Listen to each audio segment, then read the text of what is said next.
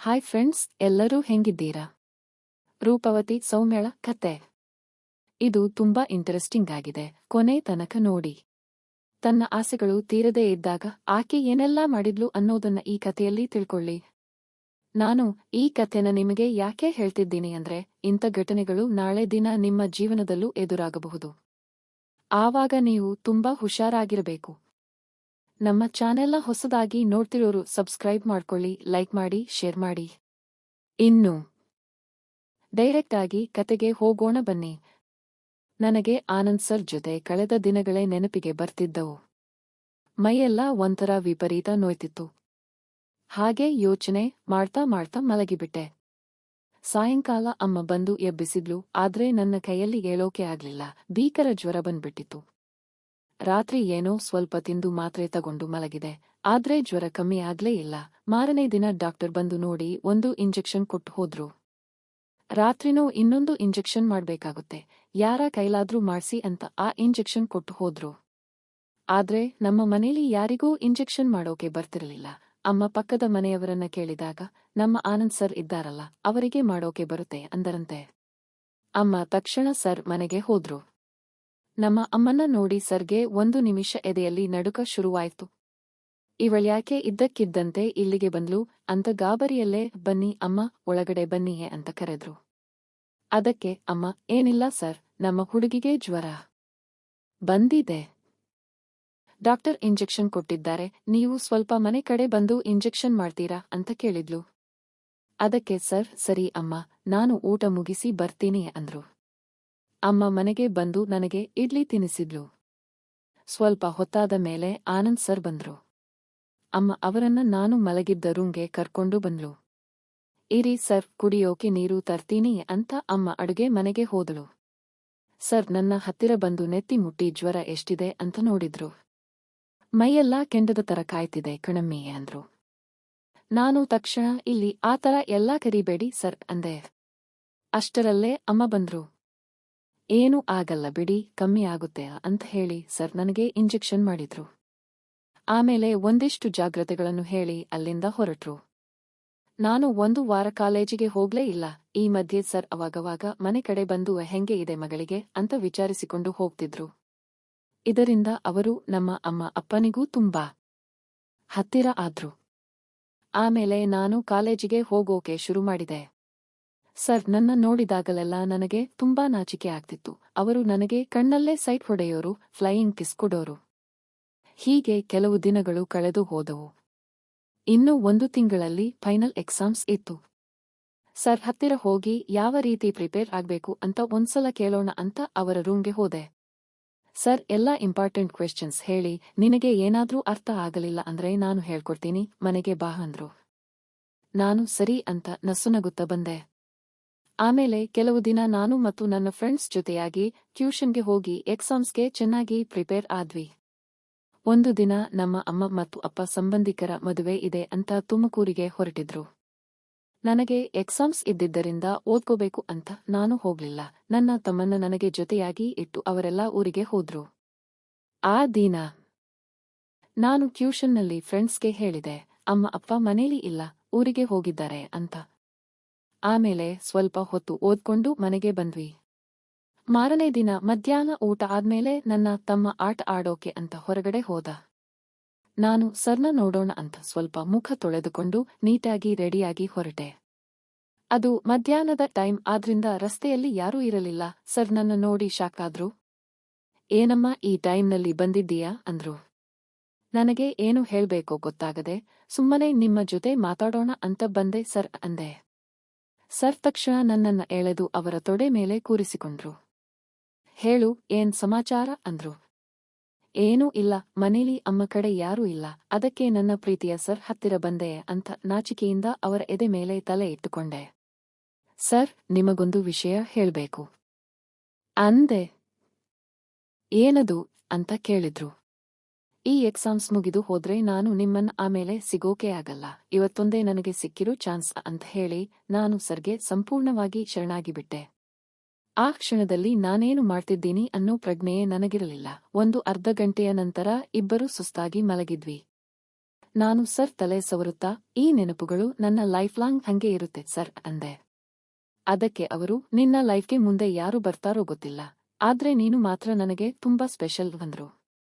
ಸ್ವಲ್ಪ ಹೊತ್ತಾದ ಮೇಲೆ ಮತ್ತೊಮ್ಮೆ ಎಲ್ಲವೂ ಮುಗಿದು ನಾನು ಮನೆಗೆ ವಾಪಸ್ ಬಂದೆ. ಮನೇಲಿ ಕೂತು ಸರ್ ಜೊತೆ ನಡೆದಿದ್ದನ್ನೇ ನೆನಪಿಸಿಕೊಳ್ಳುತ್ತಿದ್ದೆ.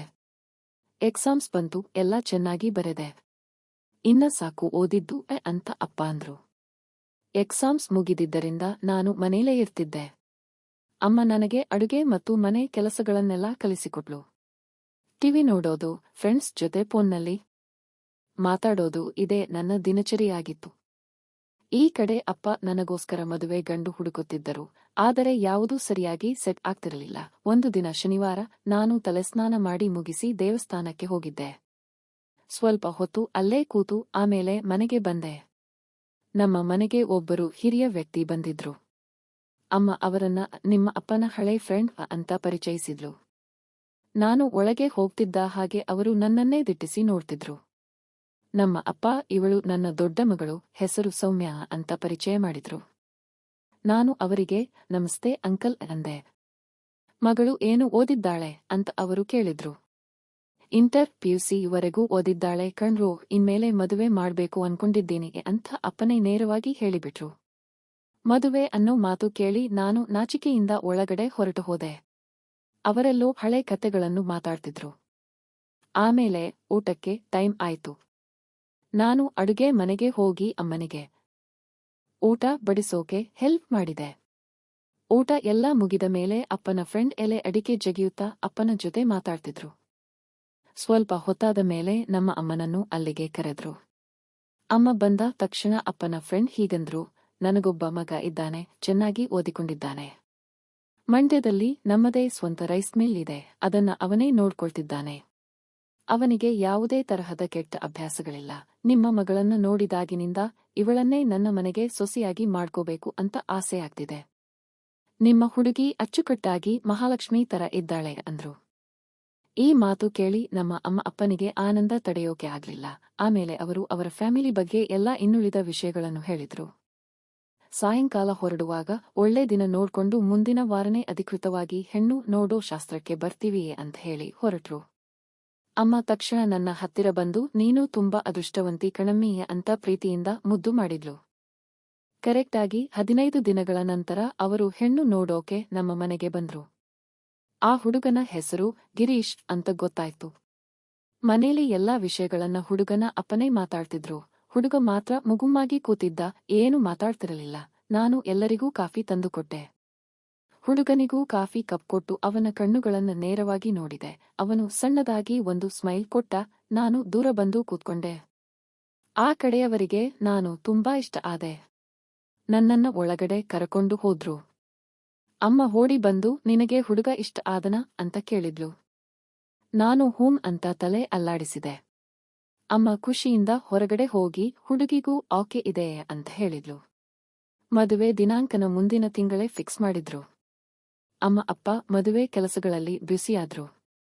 ದುಡ್ಡಿನ ವ್ಯವಸ್ಥೆನೂ ಹೆಂಗೋ ಕಷ್ಟಪಟ್ಟು ಮಾಡ್ಕೊಂಡ್ರು. ಒಟ್ಟಿನಲ್ಲಿ ಮದುವೆ ಗ್ರ್ಯಾಂಡ್ ಆಗಿ ಮುಗೀತು. ಮದುವೆಯಾದ 4 ದಿನದ ನಂತರ ನಮ್ಮ ಫಸ್ಟ್ ನೈಟ್ಗೆ ಮುಹೂರ್ತ ಇಟ್ರು. ಆ ದಿನ ನನ್ನನ್ನ ದೇವತೆ ತರ ರೆಡಿ ಮಾಡಿ ಕೈಗೆ ಹಾಲಿನ ಲೋಟ ಕೊಟ್ಟು ರೂಮ್ ಒಳಗಡೆ ಕಳಿಸಿದ್ರು. ನನ್ನ ಗಂಡ ಒಳಗಡೆ ಬಿಳಿ ಪಂಚೆ ಮತ್ತು ಶರ್ಟ್ ಹಾಕೊಂಡು ಮಂಚದ ಮೇಲೆ ಕೂತಿದ್ರು. ನಾನು ಬಾಗಿಲ ಹತ್ತಿರನೇ ನಾಚಿಕೆಯಿಂದ ನಿಂತುಬಿಟ್ಟೆ. ನನ್ನ ಗಂಡ ಎದ್ದು ಬಂದು ನನ್ನ ಕೈ ಹಿಡಿದು ಮಂಚದ ಹತ್ತಿರ ಕರ್ಕೊಂಡು ಹೋದ್ರು. ನಾನು ಹಾಲಿನ ಲೋಟನ ಅವರಿಗೆ ಕೊಟ್ಟೆ. ಅವರು ಅದರಲ್ಲಿ ಅರ್ಧ ಕುಡಿದು ಇನ್ನುಳಿದ ಅರ್ಧನ ನನಗೆ ಕೊಟ್ರು. ನಾನು ಕುಡಿದೆ. ಅವರು ತುಂಬಾ ಕಂಗಾಲಾಗಿದ್ರು. 5 ನಿಮಿಷ ಆದ್ರೂ ಒಂದೇ ಒಂದು ಮಾತು ಆಡ್ತಿರಲಿಲ್ಲ. ಸ್ವಲ್ಪ ಹೊತ್ತಾದ ಮೇಲೆ, ನೀವು ತುಂಬಾ ಬ್ಯೂಟಿಫುಲ್ ಆಗಿದ್ದೀರಾ ಅಂದ್ರು. ನಾನು, ಇದೇನಿದು ನೀವು ಅಂತೀರಾ? ನಾನು ನಿಮ್ಮ ಹೆಂಡ್ತಿ ತಾನೇ, ಹೆಸರಿಟ್ಟು ಕರೀರಿಯೇ ಅಂದೆ. ಅದಕ್ಕವರು, ಸರಿ ಸೌಮ್ಯ ಅಂದ್ರು. ಅವರ ಮಾತುಗಳನ್ನ ಕೇಳಿದ್ರೆ ತುಂಬಾ ಅಮಾಯಕ ತರ ಅನಿಸ್ತು. ಅವಾಗಲೇ ನನಗೆ ಅರ್ಥ ಆಗಿದ್ದು, ಇವರು ಸೇಮ್ ಇವರ ಅಮ್ಮನ ತರಾನೇ ಅಂತ. ಯಾಕಂದ್ರೆ ಮಾವನ ಮನೆಯಲ್ಲಿ ಅತ್ತೆನೂ ತುಂಬಾ ಸಾಚಾ ಅಮಾಯಕಿ ತರ ಇದ್ರು. ನಮ್ಮ ಅಮ್ಮನೂ ಮದುವೆ ಮುಂಚೆ ಹೇಳಿದ್ಲು, ನಿಮ್ಮ ಅತ್ತೆ ತುಂಬಾ ಮುಗ್ಧ ಸ್ವಭಾವದವಳು, ನಿನ್ನನ್ನ ಚೆನ್ನಾಗಿ ನೋಡ್ಕೋತಾಳೆ, ಏನೂ ತೊಂದರೆ ಕೊಡಲ್ಲ ಅಂತ. ನಾನು ಇದನ್ನೆಲ್ಲ ಯೋಚನೆ ಮಾಡೋ ಅಷ್ಟರಲ್ಲಿ ಅವರು ನನ್ನ ಕೈಯನ್ನ ಗಟ್ಟಿಯಾಗಿ ಹಿಡ್ಕೊಂಡ್ರು. ನನ್ನನ್ನ ಹತ್ತಿರ ಎಳೆದುಕೊಂಡು ಕಿಸ್ ಮಾಡಿದ್ರು. ಮುಖಕ್ಕೆಲ್ಲ ಕಿಸ್ ಮಾಡ್ತಾ ಮಾಡ್ತಾ ನನಗೆ ಒಂಥರ ಮೂಡ್ಬಿಡಿಸಿದ್ರು. ನನಗೆ ಇನ್ನೂ ತಡೆಯೋಕೆ ಆಗದೆ ನಾನೇ ಅವರ ಮೇಲೆ ಬಿದ್ದೆ. ಆದ್ರೆ ಏನೋ ಕೇವಲ 5 ನಿಮಿಷದಲ್ಲಿ ಅವರು ಸುಸ್ತಾಗಿ ಪಕ್ಕಕ್ಕೆ ಮಲಗಿಬಿಟ್ರು. ನನಗೆ ಒಂದು ಕ್ಷಣ ಏನು ಅಂತಲೇ ಅರ್ಥ ಆಗ್ಲಿಲ್ಲ. ಅವರು ಮಾತ್ರ ನನಗೆ ತುಂಬಾ ಖುಷಿ ಆಯ್ತು ಸೌಮ್ಯ ಅಂದ್ರು. ನಾನು ಏನೂ ಮಾತಾಡದೆ ಸುಮ್ಮನೆ ಒಂದು ಸಣ್ಣ ಸ್ಮೈಲ್ ಕೊಟ್ಟೆ. ಆದ್ರೆ ನನ್ನ ತಲೆಯಲ್ಲಿ ಮಾತ್ರ 108 ಯೋಚನೆಗಳು ಓಡೋಕೆ ಶುರುವಾದ್ವು. 1 ಗಂಟೆ ಆದ್ಮೇಲೆ ಮತ್ತೆ ನನ್ನ ಹತ್ತಿರ ಬಂದ್ರು. ಈ ಸಲನೂ ಅಷ್ಟೇ, ಬರೀ 10 ನಿಮಿಷ ಅಷ್ಟೇ. ಆಮೇಲೆ ಮತ್ತೆ ಪಕ್ಕಕ್ಕೆ ತಿರುಗಿ ಮಲಗೇ ಬಿಟ್ರು. ನನಗೆ ಅಳು ಬಂದ ಹಾಗೆ ಆಯ್ತು. ಅವರು ನನ್ನ ನೋಡಿ ಹೇಗಿತ್ತು ಸೌಮ್ಯ ಅಂತ ಕೇಳಿದ್ರು. ನನಗೆ ಏನು ಹೇಳ್ಬೇಕೋ ಗೊತ್ತಾಗಲಿಲ್ಲ. ಮತ್ತೆ ನನ್ನ ಮಾತಿನಿಂದ ಅವರಿಗೆ ಬೇಜಾರಾಗಬಾರದು ಅಂತ ತುಂಬಾ ಚೆನ್ನಾಗಿತ್ತು ಅಂತ ಸುಳ್ಳೆ ಹೇಳಿದೆ. ಅವರು ಖುಷಿಯಿಂದ ನೆಮ್ಮದಿಯಾಗಿ ನಿದ್ದೆ ಜಾರಿದ್ರು. ಆದ್ರೆ ನನಗೆ ಮಾತ್ರ ತುಂಬಾ ಹೊತ್ತಿನವರೆಗೂ ನಿದ್ದೆನೇ ಬರಲಿಲ್ಲ. ಇವರನ್ನ ಹೆಂಗಾದ್ರೂ ಮಾಡಿ ಚೇಂಜ್ ಮಾಡ್ಬೇಕು, ಹೆಂಗೆ ಬದಲಾಯಿಸೋದು ಅಂತ ಯೋಚನೆ ಮಾಡ್ತಾ ಮಾಡ್ತಾ ಕಣ್ಣು ಮುಚ್ಚಿದೆ. ಮಾರನೇ ದಿನ ಬೆಳಿಗ್ಗೆ ಅಮ್ಮ ಫೋನ್ ಮಾಡಿ ಎಲ್ಲ ಆರಾಮಾಗಿ ನಡೀತಾ ಮಗಳೇ ಅಂತ ಕೇಳಿದ್ಲು. ನಾನು ಸುಮ್ಮನೆ ನಕ್ಕು ಸುಮ್ಮನಾದೆ. ಆ ದಿನ ರಾತ್ರಿನೂ ಮತ್ತೆ ಹಾಲಿನ ಲೋಟ ಕೊಟ್ಟು ರೂಮ್ ಒಳಗಡೆ ಕಳಿಸಿದ್ರು. ಇವತ್ತು ನನ್ನ ಗಂಡನ ಜೊತೆ ಸ್ವಲ್ಪ ಫ್ರೀಡಂ ಸಿಕ್ಕಿತ್ತು. ಆಮೇಲೆ ಮುಂದೆ ಏನೇನು ಆಯ್ತು ಅನ್ನೋದನ್ನು ಮುಂದಿನ ಭಾಗದಲ್ಲಿ ಹೇಳ್ತೀನಿ. ಅಲ್ಲಿಯವರೆಗೂ ಟೇಕ್ ಕೇರ್, ಬಾಯ್ ಬಾಯ್.